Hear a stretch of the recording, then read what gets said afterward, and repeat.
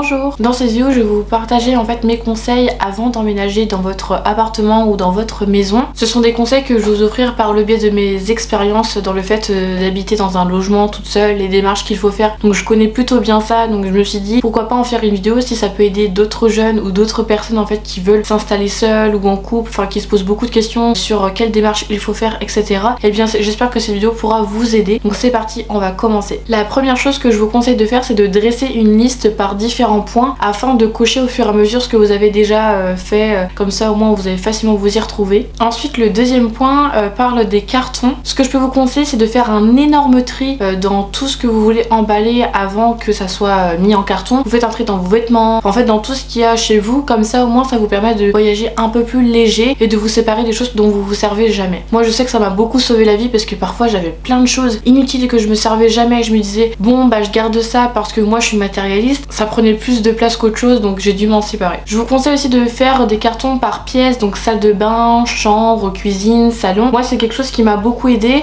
à part à la fin où vraiment il me restait quelques trucs, bah des fois soit je mettais en sac ou soit je mettais dans des cartons aléatoirement, donc pour optimiser aussi le nombre de cartons. Si admettons vous avez des cartons avec de la vaisselle, n'hésitez pas à utiliser des vêtements ou des écharpes ou des serviettes de bain, des torchons pour en fait caler les assiettes ou les verres, en fait tout ce qui peut casser, parce que ça évite d'acheter, vous savez, du papier bulle qui coûte cher, qui n'est pas bon pour l'environnement. Et en fait ça c'est une collègue, donc du coup Nono si tu passes par là je te fais plein de bisous, merci en tout cas pour l'idée, puisque en fait lors de mon déménagement ça m'a beaucoup sauvé, donc trop bien, merci. Aussi sur vos cartons je vous conseille d'écrire en fait le nom de la pièce sur le carton, donc admettons salle de bain, comme ça les personnes qui vous aident à faire le déménagement savent dans quelle pièce il faut mettre les cartons. Pareil, vous pouvez aussi indiquer fragile ou lourd dessus, ça permet aux personnes en fait de savoir si le carton est fragile ou s'il pèse lourd, comme ça bah, chacun peut s'organiser à sa façon. N'hésitez pas non plus à bien vider vos meubles, comme ça ils sont plus légers et plus faciles à transporter. Et aussi une astuce que j'utilise depuis que je fais beaucoup de déménagements, mais en fait je prends des sacs de course, vous savez, de chez Leclerc, Carrefour, etc. et je mets tous mes vêtements dedans que j'enroule en boule, ou enfin je sais pas comment vous expliquer. Admettons si je prends ce pull là, mais en fait je le roule en boule comme ça et du coup après je le mets en sac et c'est beaucoup plus facile et j'optimise énormément de place. Et pareil je le fais également pour les manteaux, les vêtements, et du coup les chaussures pareil je les mets en sac aussi pour gagner de la place. Alors si vous cherchez des cartons, soit vous pouvez en trouver à la déchetterie gratuitement, ou alors soit vous pouvez en trouver sur Le Bon Coin, Facebook. Je sais qu'il y a des personnes, soit ils en vendent soit ils en donnent. Moi j'avoue que pendant un déménagement j'ai eu beaucoup de chance parce que la personne donnait 30 cartons gratuitement, donc franchement j'étais trop chanceuse et du coup bah je m'en suis servie et puis après bah je les ai mis à la déchetterie. Faute de ma part j'aurais dû les vendre, enfin ou les donner sur Facebook ou Le Bon Coin, puisque ça aurait pu aider d'autres personnes. Donc vraiment je vous conseille de faire ça. Le troisième point du coup c'est les meubles. Si vous voulez acheter des meubles, je vous conseille vraiment d'acheter d'occasion pour leur redonner une seconde vie, ça permet d'éviter d'acheter du neuf. Pareil je vous conseille en fait le site Le Bon Coin, Facebook. Moi j'ai réussi à trouver ma table, mes chaises, ma table basse, mon meuble télé. Il y a plein de trucs que j'ai réussi à trouver à pas cher et franchement c'est tellement bien. Il y a aussi Emmaüs, vous pouvez trouver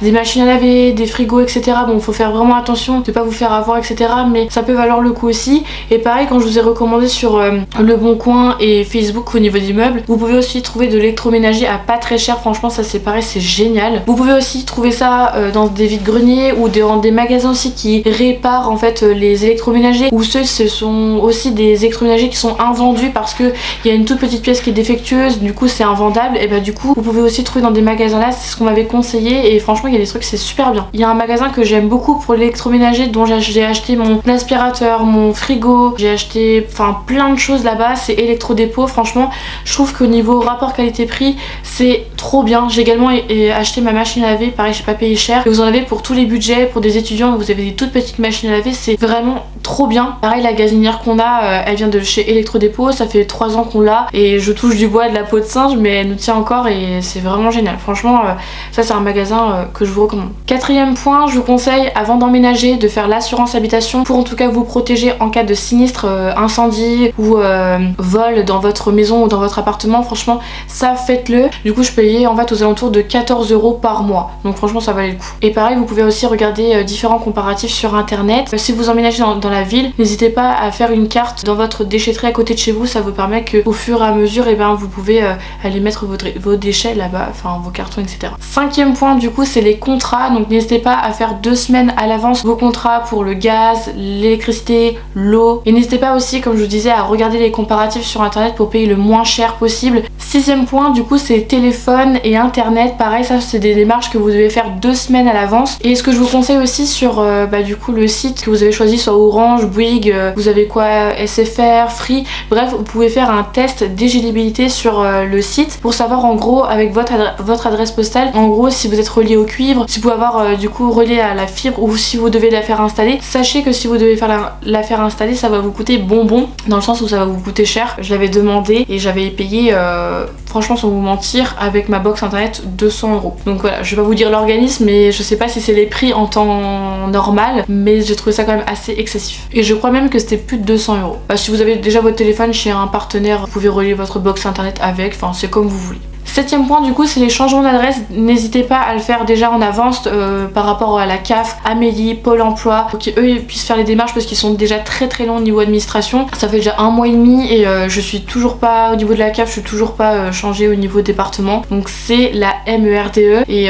c'est chiant, enfin c'est pas contre eux mais je sais pas ce qu'ils font dans les bureaux, des fois j'aimerais aller les aider pour que ça aille plus vite mais bon, pas possible.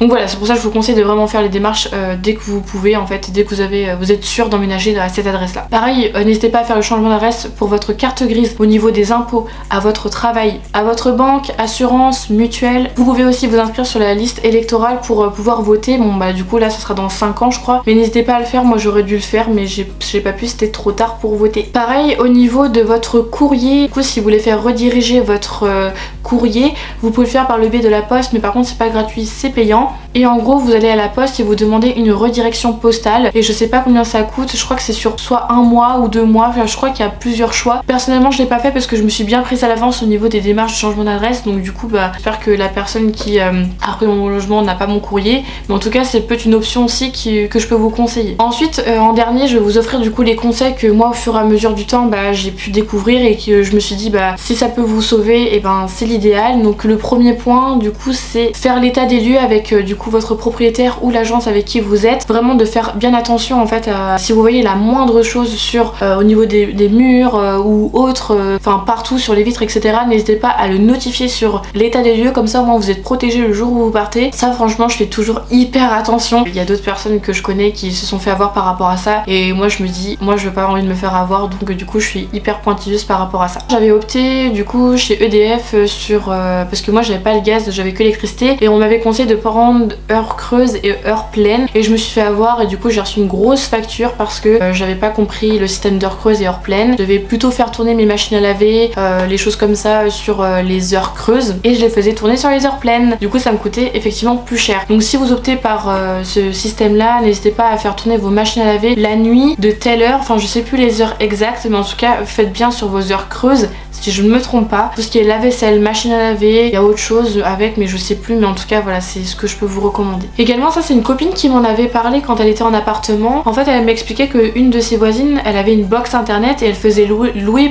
à sa box internet à ses voisins. Du coup ça peut être une idée pour vous faire de l'argent et un petit peu économiser sur ce que vous payez tous les mois à avec votre box internet. Donc l'idée en fait c'est donner votre code de votre box internet, vos voisins prennent et ensuite ils vous payent tous les mois en fait la moitié admettons de ce que vous payez tous les mois. Et ça franchement c'est trop bien, vous pouvez vous enrichir comme ça donc c'est génial. Et mon dernier conseil que je peux vous offrir c'est servez-vous de vos couettes, de vos draps, en tout cas pour protéger tous les meubles. Ça évite d'acheter des trucs plastiques pour protéger, franchement ça c'est l'idéal, on l'a fait et franchement ça n'a rien cassé, n'a rien abîmé, donc franchement faites-le, foncez et franchement vous serez pas déçus. Et bien merci d'avoir regardé ma vidéo, n'hésitez pas à m'écrire dans les commentaires si cette vidéo vous a été utile, si vous avez d'autres conseils à m'apporter pour les déménagements, en tout cas je serai preneuse de tous vos conseils. Et puis quant à moi je vous retrouve très vite dans une prochaine vidéo, je vous fais d'énormes bisous, bye.